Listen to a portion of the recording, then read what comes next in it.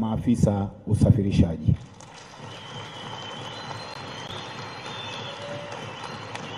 Awi makusudi sijasikia. Makusudi kuendesha pikipiki bila helmeti, kupakia mshikaki, kuitwa kwenye kikao bila kufika, Mpogoro akifanya kazi nzuri bila kumsifia. Haya, awali yote napenda kumshukuru Mwenyezi Mungu mwingi wa rehema. Mheshimiwa mgeni rasmi, Waziri Mkuu wa Jamhuri ya Muungano wa Tanzania Daktari Lameck Mwigulu Nchemba, mawaziri wa taasisi mbalimbali ambao tulipo hapa, na viongozi wa bodaboda na wa machinga na wageni wote waalikwa, na wasalimu kwa jina la Jamhuri ya Muungano wa Tanzania. Mimi niliopo mbele yenu hapa naitwa Saidi Kagomba, ndiye mwenyekiti wa shirikisho la vyama vya bodaboda na bajaji ndani ya mkoa wa Dar es Salaam na Tanzania.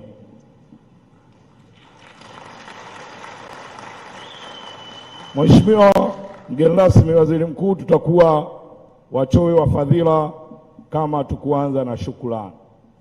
Shukrani zetu za serikali tumeanza katika mkoa wa Dar es Salaam na mikoa mbalimbali iliyofika hapa kwa zile changamoto zilizokuwepo za kutokuingia mijini na kutokuwa na vituo. Tuliona baadhi ya wakuu wa mikoa, wakuu wa wilaya walimaliza zile changamoto zetu na tumekuwa tunafanya kazi vizuri. Kwa hiyo tupelekee salamu zetu kwa Daktari Samia. Lakini la pili, tumeona Daktari Samia ameweza kutoa ofisi ndani ya mikoa 26. Kwa hiyo kwa wageni hao waliokuja hapa kwenye hii mikoa yote, Mheshimiwa Rais, na tuna viongozi kutoka Zanzibar pale, watasimama viongozi wawili. Tuna viongozi kutoka Zanzibar. Sasa na wao pia wakaomba, je, na sisi hatuwezi kupata ofisi? Kwa hiyo Mheshimiwa, nalo hilo utalichukua, tuone ni jinsi gani tunaweza kuwasaidia. Mheshimiwa, tukianza katika swala la usafirishaji, tuna ada ambazo tunalipa. Katika swala la pikipiki ya miguu miwili ilikuwa ni 180,000, mkatushushia mpaka 120,000. Lakini pikipiki ya magurudumu mawili mmetuambia kwamba tulipe mapato ya TRA shilingi 65,000. Lakini bado kuna kitu ambacho kinatuchanganya kupitia Wizara ya Maendeleo na Jamii, tukaambiwa kwamba tunaletewa vitambulisho. Sasa Mheshimiwa Waziri Mkuu, ieleweke, na leo tukueleze tu Mheshimiwa Waziri Mkuu kwamba sekta ya usafirishaji ya bodaboda na bajaji, tofauti watu wanavyoifikiria, inachangia pato kubwa sana la serikali, kwa sababu tukianza tuna pato ambalo la kulipia maegesho ambao tunalipia katika halmashauri. Sasa hizi halmashauri mbalimbali tumekuwa tukichanganyana, na ikikupendeza, kwa sababu na TAMISEMI wako, tuone tukae katika mwamvuli wa TAMISEMI, na tunavyoongea tuongee kama nchi. Kama Dar es Salaam tunalipa ushuru shilingi 100 kwa siku 366 tunalipa shilingi 36,000. Lakini kuna baadhi ya mikoa, Morogoro wanalipa shilingi 1,000, kuna baadhi ya mikoa wanalipa shilingi 500, kuna baadhi ya mikoa wanalipa shilingi 400. Sasa kama hii ni nchi moja, na tunaamini Mheshimiwa mgeni rasmi, hili unalo kwako, unaweza ukalitatua, tukalipa kwa pamoja. Na ukichukulia bodaboda na bajaji ndani ya nchi tuko zaidi ya 3,000,000.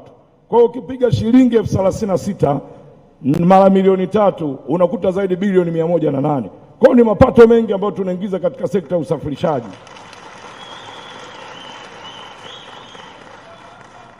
Lakini la pili, Mheshimiwa, katika swala la leseni ya udereva, swala la leseni na udereva, na leo tunashukuru, tena tunashukuru sana, na umati uliojaa nje, kuna umati mwingine unatuangalia kupitia mubashara kwa sababu ukumbi ni mdogo.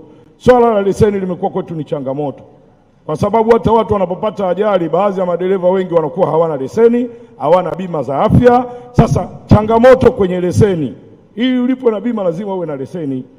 Tulikuja tukaongea na Makamu wa Rais mstaafu Philipo Isidori Mpango, ile miaka 50 ya kukamilisha wiki ya usalama, unaenda kwa usalama barabarani pale Dodoma, tuliwasilisha na tukaomba kwa serikali, mnapoteza mapato mengi makubwa, bila kutushirikisha sisi na kuona mahitaji yetu ni nini. Kwa hiyo mngekusanya kwa shilingi 30,000 Tanzania nzima wangelipa, mngeona ni jinsi gani mngekusanya mapato makubwa, vijana wangepata leseni, vijana wanapopata matatizo waweze kuhudumiwa na bima.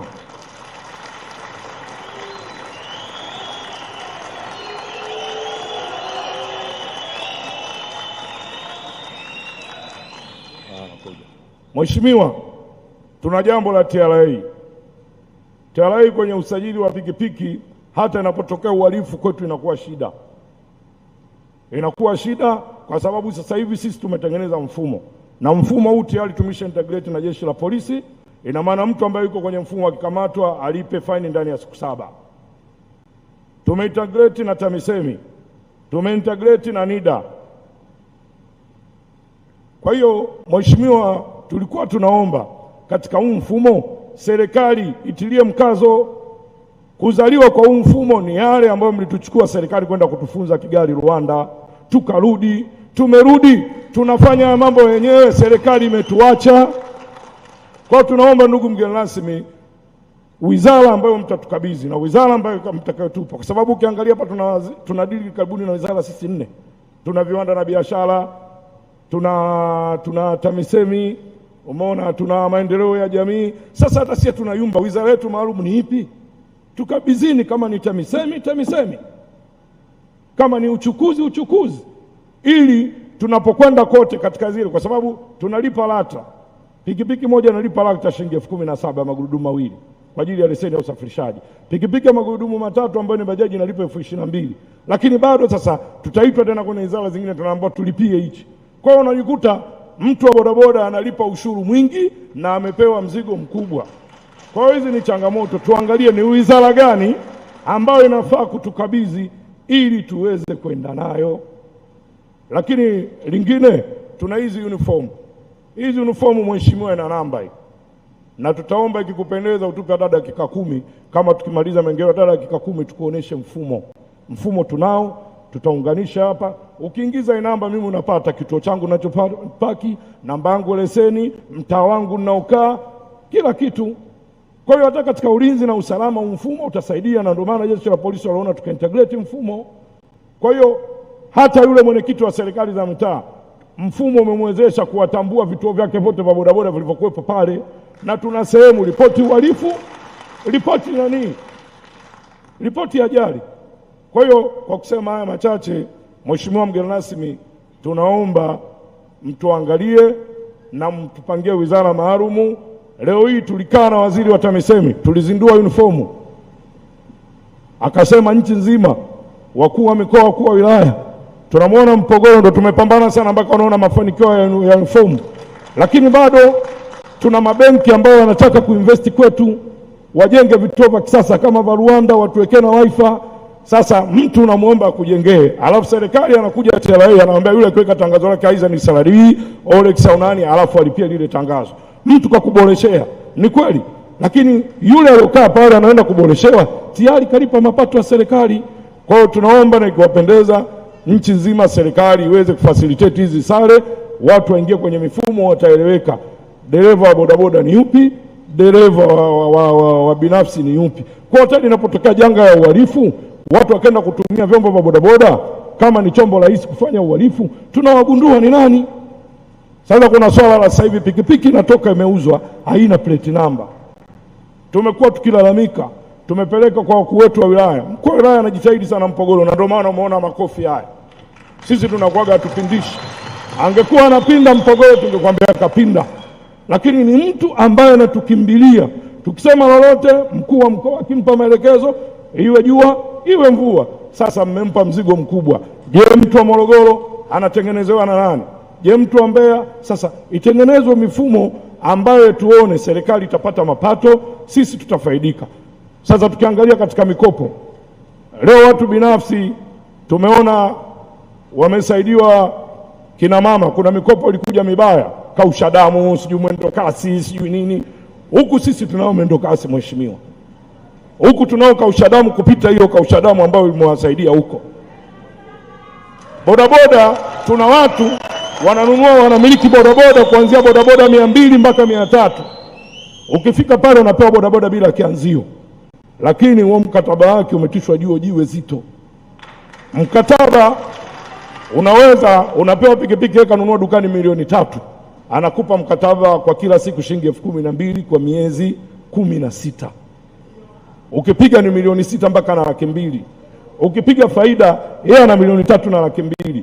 Je, serikali pale imefaidika na nini? Lakini je, kama serikali imefaidika, huyu mwananchi wa kawaida ambaye wa serikali, mwananchi wa serikali ambaye ndo kijana anataka kujikwamua kimaisha, aipende nchi yake, aipende na serikali yake, anafaidika na nini? Na anaweza akafanya mkataba akaendesha pikipiki ndani ya miezi 9. Siku moja tu ule mkataba hujui ugonjwa, mkataba hujui ajali. Tumbo limekuuma, daktari kakupa dawa upumzike nyumbani siku 3, unaambiwa umevunja mkataba, unaporwa ile pikipiki. Tunaomba serikali mliangalie.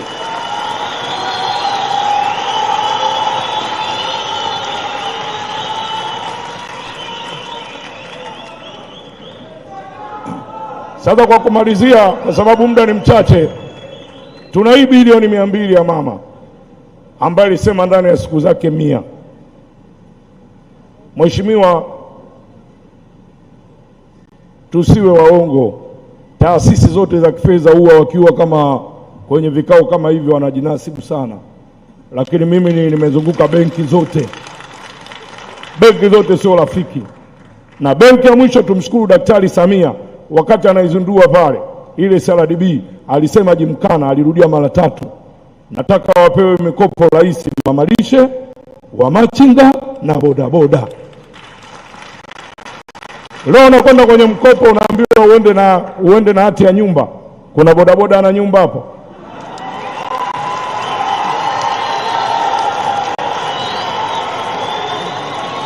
Unakwenda kuchukua mkopo, unaambiwa upate wadhamini 2 wanaofanya kazi serikalini, mshahara wao unaoingia kutokana na ile benki. Kuna bodaboda na watu viongozi wa serikali yote hapo.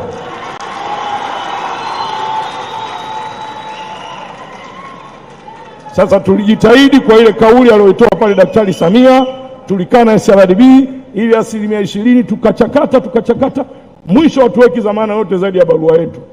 Na mpaka sasa hivi wametupa vyombo visivyopungua 564. Na juzi tumeanza kupeleka mikoa mingine, wamenufaika Iringa atasimama, huyo Melabu ana vyombo 60, wameanza kutoa vyombo vingine. Na juzi tumeenda Zanzibar, tunataka tuanze kutoa. Lakini kinachotubana Mheshimiwa Waziri Mkuu ni kianzio. Ili ukope pikipiki ya magurudumu 3 unatakiwa uwe na milioni 1,960,000. Ili ukope pikipiki ya magurudumu 2 unatakiwa uwe na shilingi 660,000. Je, kwa hali ya kawaida bodaboda tunayo? Kwa hiyo kumalizia haya machache, Mheshimiwa Waziri Mkuu, mimi na bahati na wewe, hichi ni kikao cha pili. Wakati huo ulikuwa waziri wa mambo ya ndani, tuliongea mengi sana. Kwa sasa hivi ni waziri mkuu, yale tulioongeaga na naomba ulitufundisha, na wewe ndio wachukue utufundishe, tusaidie kundi hili.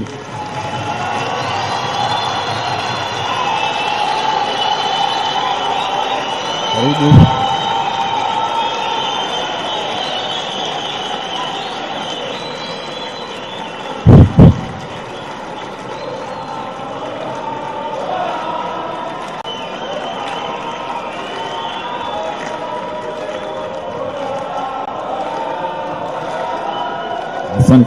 Asanteni.